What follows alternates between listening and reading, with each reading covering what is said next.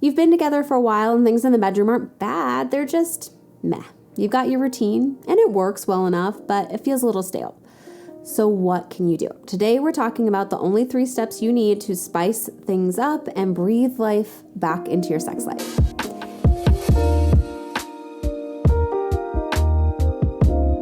Hey there, I'm Lauren Consul, a licensed marriage and family therapist and a certified sex therapist, and I'm here to help you have more satisfying and secure sex and relationships. Now let's get into the 3 steps that you need to spice up your sex life. Number 1, introduce novelty. Routine is normal in life and relationships, but when it comes to your sex life, too much predictability can make things feel stagnant. Think about your typical sex routine. I bet you could probably chart it out. Well, I do this, they do that, we do this, and we're done. Sound familiar? Now, stability and predictability, of course, is good in relationships. It creates safety and security, but too much of it becomes problematic because we also want newness and novelty.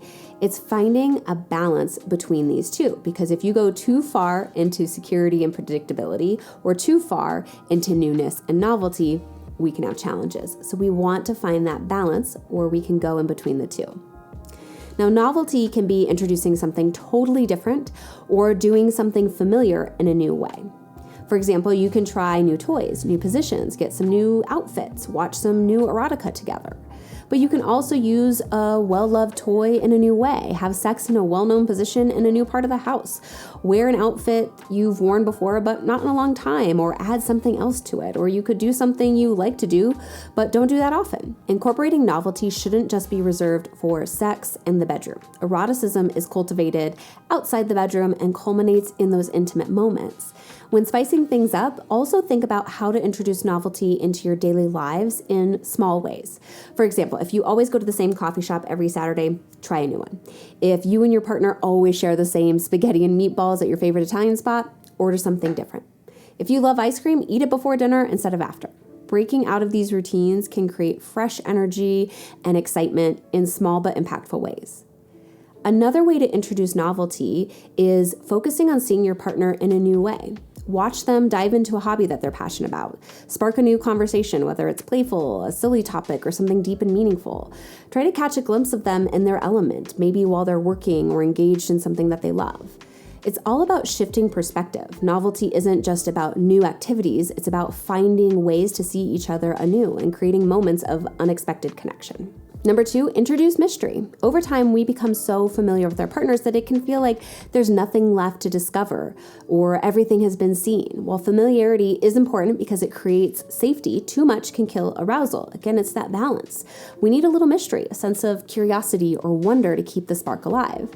Cultivating mystery can be done in lots of different ways. Some partners that I work with have come up with ideas like closing the bathroom door during personal moments using the toilet or showering, getting dressed for a date in separate rooms, or meeting at the restaurant instead of coming together, planning surprise dates or activities for each other, spending some time apart by running errands solo or doing something you'd usually do together on your own. Another way to reintroduce mystery is to maintain a bit of intrigue. Share something unexpected about yourself, like a story from your past that you haven't shared, or from a new perspective, or maybe an idea you've been thinking about but haven't shared with your partner, or a fantasy you've been curious about exploring. It's about peeling back layers and reminding each other there's always more to discover. Number 3, create some obstacles. Surprising as it might sound, obstacles can make your sex life more exciting. Challenges add a sense of playfulness and creativity to your encounters. Think back to when you first started dating. The small obstacles, maybe like coordinating schedules or trying to sneak in quiet moments together, added to the thrill. And you really want to be thinking about manageable obstacles. We're not creating huge, insurmountable obstacles or adding more pressure, because that isn't going to help.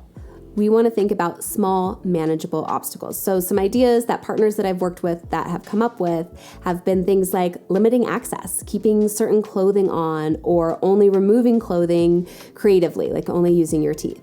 Maybe setting time constraints, having sex before heading out to a dinner when you know you have to be there at a certain time, or sneaking away during a party for a quiet moment.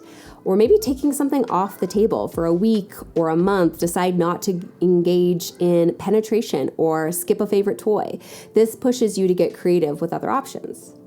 Now, obstacles don't have to feel contrived. It can be as simple as scheduling intimacy during times when you're usually busy, or making it a playful challenge to stay quiet in certain situations. These small barriers can create tension and anticipation, which can really add to desire.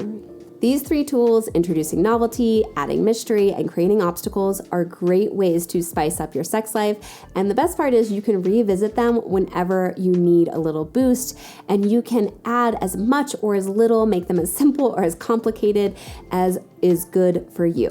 Now, let me know in the comments which tip you're most excited to try, or if you have any questions, and don't forget to like this video and subscribe for more content on how to have more satisfying and secure sex and relationships.